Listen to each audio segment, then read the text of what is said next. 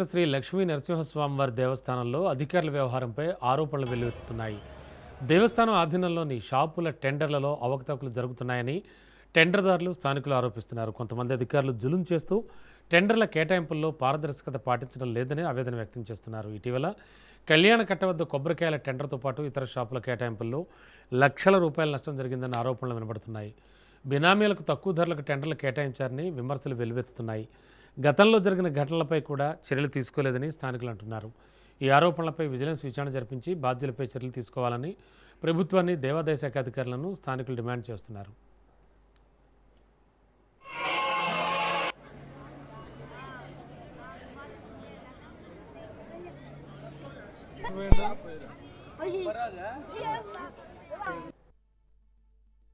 CPI జిల్లా కార్యవర్గ సభ్యుల్ని. యాయరుగుట్ట పుణ్యక్షేత్రంలో కొంతమంది అధికారుల ఆగడాలు అద్దే లేకుండా పోతుంది. వారికి వచ్చే జీతానికి, వారు సంపాదించే వారి ఆదాయానికి సంబంధం లేకుండా కోట్ల రూపాయలు సంపాదిస్తున్నటువంటి ఆరోపణలు ఎదుర్కొంటున్నప్పటికీ ఇక్కడ ఉన్నటువంటి అధికారులు చర్యలు తీసుకోకపోవడం దారుణం. గతంలో చింతపండు దొంగతనం కేసులో కేవలం కింది స్థాయి అవుట్ సోర్సింగ్ సిబ్బంది బలి చేయడం జరిగింది. మంత్రి గారు ఆదేశించినప్పటికీ ఉన్నతాధికారులపై ఎటువంటి చర్యలు తీసుకోకుండా తూతూ మంత్రంగా వదిలేశారు. గుట్టపైన జరిగేటువంటి టెండర్ల విషయంలో ఉన్నతాధికారులకు కమిషన్లు పోతాయని చెప్పేసి ఆరోపణలు వస్తున్నాయి. అయినా గానీ ఇక్కడ ఎటువంటి చర్యలు తీసుకుంటలేరు.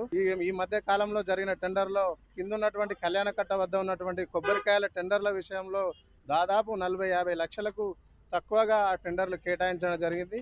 ఈ మధ్యలో జరిగిన మళ్ళీ షాప్ టెండర్ల విషయంలో కూడా దాదాపు 24 లక్షలు ఉన్నటువంటి టెండర్ 4-5 లక్షలకే వారి యొక్క అనుసరులకు కేటాయించారని చెప్పేసి ఆరోపణలు ఎదుర్కొంటున్నటువంటి ఉన్నా కానీ ఎటువంటి స్పందించకపోవడం దారుణం.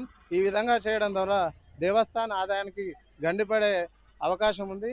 కావున ఇప్పటికైనా ఆరోపణలు ఎదుర్కొంటున్నటువంటి అందరి అధికారులపైన విజిలెన్స్ ఎంక్వైరీ చేయించి వారి యొక్క అక్రమ ఆస్తులను దేవస్థానానికి అటాచ్ చేయాలని చెప్పేసి మేము సిపిఐగా డిమాండ్ చేస్తున్నాం. సిపిఐ జిల్లా